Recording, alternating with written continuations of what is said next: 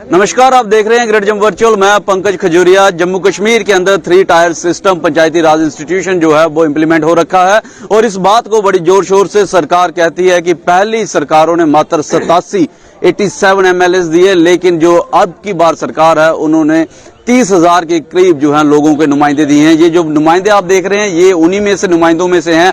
पंची सरपंचेज अलग अलग विभाग से अलग अलग गांव से हैं और इस समय मैं ब्लॉक बिश्नाह में हूं। मुद्दा यह है कि बैक टू विलेज का चौथा प्रोग्राम जो है वो इस समय चल रहा है और पहले भी 3 programme back to village Jammu Kashmir के अंदर हुए, जिसके तहत सरकार ने ये कहा कि लोगों तक पहुंचने के लिए, उनके मुद्दों को समझने के लिए, ग्रीवेंसेस को एड्रेस करने के लिए लोगों तक जाया जाए और उनके मुद्दों को हल किया जाए। लेकिन अब की बार बैक टू विलेज जो 4 है, इसकी खास बात यह है कि 21st सेंचुरी जो है वो टेक्नोलॉजी का जमाना है, इंटरनेट का जमाना है और अब की बार सरकार ने बड़ी सारी स्कीम्स जो हैं, लगभग 255 के करीब ऐसी स्कीम्स हैं जो इंटरनेट के जरिए इंप्लीमेंट की हैं और बैक टू विलेज के 4 के तहत उन सारी स्कीम्स को लोगों तक पहुंचाना है। लेकिन ये जो नुमाइंदे पंचेज और सरपंचेज हैं, इन्होंने बैक टू विलेज का बॉयकॉट किया। क्या वजह रही, क्या मजबूरी रही, क्यों बॉयकॉट किया? आज वीडियो बिश्नाह को इन्होंने जहां पे एक मेमोरेंडम सौंपा और उसमें अपने हस्ताक्षर करके बॉयकॉट के बारे में इन्होंने बताया। मेरे साथ बातचीत करने के लिए पंची सरपंचेज हैं और पंचायत कॉन्फ्रेंस के उप प्रधान जितेंद्र सिंह है। पहले इनसे जानेंगे और बाकी भी पंची सरपंच उनसे जानने की कोशिश करेंगे। जितेंद्र जी, क्या जरूरत पड़ गई कि आपको बॉयकॉट करना पड़ा? पहले भी 3 प्रोग्राम हुए। देखिए, हमारे सरपंचों की मीटिंग हुई थी, वो सभी सरपंचों ने ये डिसीजन लिया बिश्नाह में कि जो बैक टू विलेज फर्स्ट हुआ, हमने उसका स्वागत किया। हमें बड़ा अच्छा लगा कि ऑफिसर आएंगे, हम उनको अपनी शिकायतें देंगे।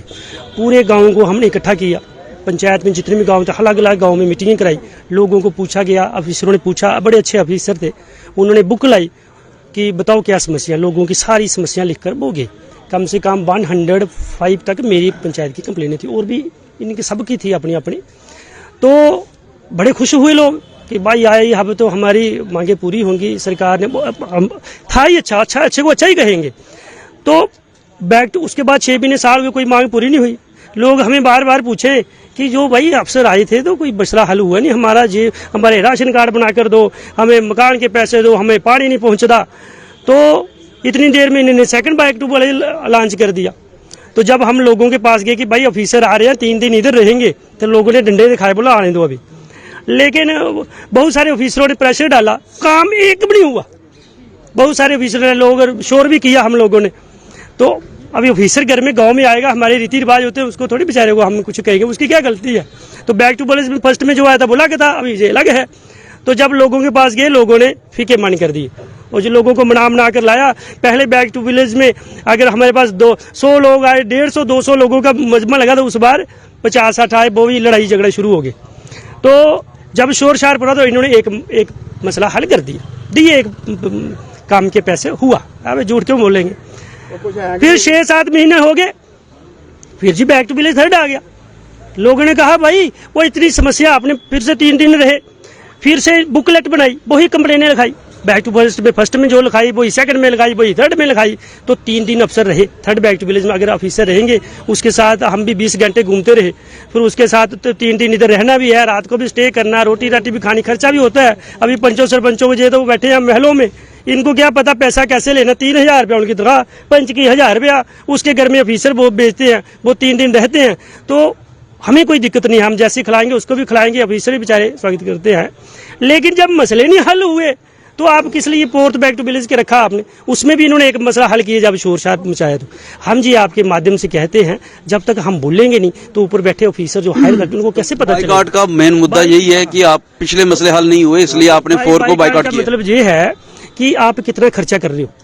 जब बैक टू विलेज 4th कर रहे हो, खर्चा तो होगा ना, आप खर्चा कर रहे हो। तो पंचों सरपंचों को उनका भी खर्चा होगा, हमारा भी टाइम वेस्ट होगा। वो बेचारे सीनियर अफसर आएंगे, आगे किसी भी आप जाइए, किसी भी बैक टू विलेज में हो रहा है ना, जो करवा भी रहे हैं बेचारे, आप किसी गांव को पूरे को इकट्ठा करके बताइए करके दिखाइए एक बार, तो देखो कैसे डांग चलती है। लोग पूछेंगे नहीं, बार बार इकट्ठा करते हो तो काम क्यों नहीं करते हो? जो मुद्दा आप यहाँ बता रहे हैं, अगर बैक टू विलेज प्रोग्राम हो रहा है वहाँ बता सकते थे, लोगों की जो समस्याएं हैं आप इनको आगे रखिए, वहाँ क्यों नहीं बताएंगे? इकट्ठे कहाँ से करेंगे? सर मैं बताती हूँ ये बात। सर ये बात है कि जहाँ पे बैक टू विलेज हो रहा है वहाँ पे आप जाकर देखिए, वहाँ भी यही बात चल रही है, यही बता रहे हैं कि आपने इतनी बार बैक टू विलेज जहाँ पे हुआ, हमारे कौन से काम हुए हैं। वो दिखाने के लिए कुछ सरपंच तो बैठ गए कि हम बैक टू विलेज करवा रहे हैं, लेकिन समस्या वहीं भी यही चल रही है। हम जहाँ भी आके बोल रहे हैं, लेकिन वो वहाँ पे आके बोल रहे हैं, पब्लिक भी बोल रही है। हमारे कुछ बहनें भी आई हैं साथ में इधर बताने के लिए, कि कहती है कि हमें भी लेके जाओ साथ में, कि हम भी अपनी समस्या बताना चाहते हैं, आप उनसे ही पूछ सकते हैं।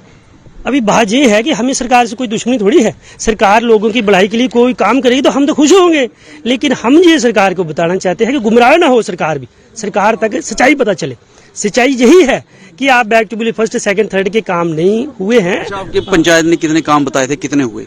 104 कराए थे, बताए थे 104, 5, 6 वगैरह लिस्टें हैं उनकी, तो मेरे 2 हुए थे।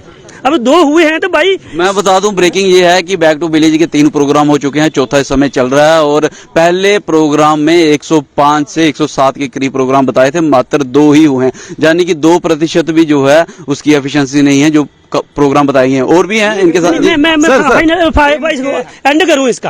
हम 2 हुए हैं, मेरा 3 में से 1 काम हुआ था, 1 काम हुआ है। काम करते नहीं, अगर ये काम करते तो हमने इधर क्या लेने आना था? हमने उधर बैठना था, अपनी पंचायत की डेवलपमेंट करवाते, काम करवाते, लोगों की परेशानी ये हल करें, तो हमने इधर क्या लेने आना था? अब हम बाइकाट क्यों कर रहे हैं भाई? बाइकाट इसलिए कर रहे हैं कि ये ऑफिसरों का टाइम वेस्ट ना हो, हमारा भी ना हो। आपके पास ऑलरेडी लिस्ट पड़ी हुई है कि गांव में क्या समस्या है। आपके पास अच्छे 25 सरपंच हैं, ये पैसा तो वेस्ट हो ही रहा है, लेकिन ये भी चाहते हैं कि टाइम वेस्ट ना हो, शायद इसलिए आज यहाँ पे बाइकाट करना है। और भी इनके साथी इनसे बातचीत करें। जी कुछ कहेंगे? हाँ बिल्कुल कहेंगे।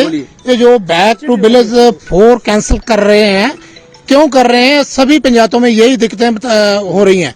आज हमारे प्रेसिडेंट जितेंद्र सिंह ने भी बता दिया है, और सभी में दिक्कत। और हमारा मेरी पंचायत की मैं बात कर रहा हूँ, मैं सरपंच जोगिंदर सिंह पंचायत हल्का द्योली से हूँ। हमारे पंचायत में क्या, सभी पंचायतों में यही दिक्कत आ रही है। हमारे फर्स्ट बैक टू विलेज में हमने एक ब्रिज रखा था, पुल रखा था, वो अभी तक अधूरा पड़ा हुआ है। वो 1000 बार हम डेपुटेशन लेकर यहाँ पर भी एक्शन के दफ्तर भी जा चुके हैं, सभी के पास जा चुके हैं। वहां पर तकरीबन 15-10 लाख रुपया हमने मतलब रखा था अपनी पंचायत की तरफ से, 5 लाख हमारे को डीसी ने देना था। जेई साहब और जेई और टीए खुद जाकर डेली वहां पर काम करवाते थे। बीडीओ मैम ने रिबन काटा था, कम से कम 100 आदमी गांव के थे।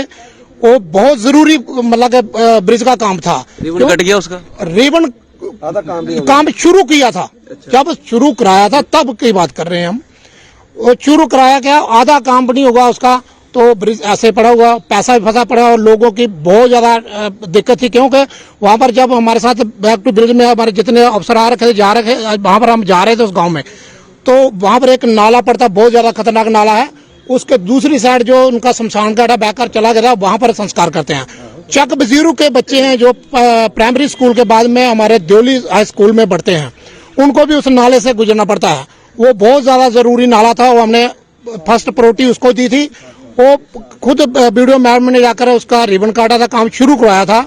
उसके बाद में वो अधूरा पड़ा हुआ। अगर कोई उसमें कोई गलती थी, या मटेरियल ठीक नहीं था, या उसका बनाने की कोई ठीक नहीं थी, तो वहां पर जो जेई वगैरह थे या टीए थे, वो किस लिए बैठे हुए थे? वो डेली क्यों बैठते थे वहां पर? लगभग कब शुरू हुआ था काम, ये जानना चाहूंगा। हाँ 2020 में था, 2020 में काम शुरू हुआ। 2020 में एक ब्रिज का काम शुरू हुआ और अभी 2022 अभी 2022 चल रहा है और अभी तक वो जो काम है पूरा नहीं हुआ। तो शायद यही एक वजह की रोष इनके बीच में है। और बड़ा बड़ा रोष बोल क्या बताइए। 7 साल से मेरे हाथ जोड़कर विनती है ऑफिसरों से कि गाँव के लोगों से, बोले बालों से काम करवाया आपने एमजी नरेगा में। आज 7 साल हो गए हैं।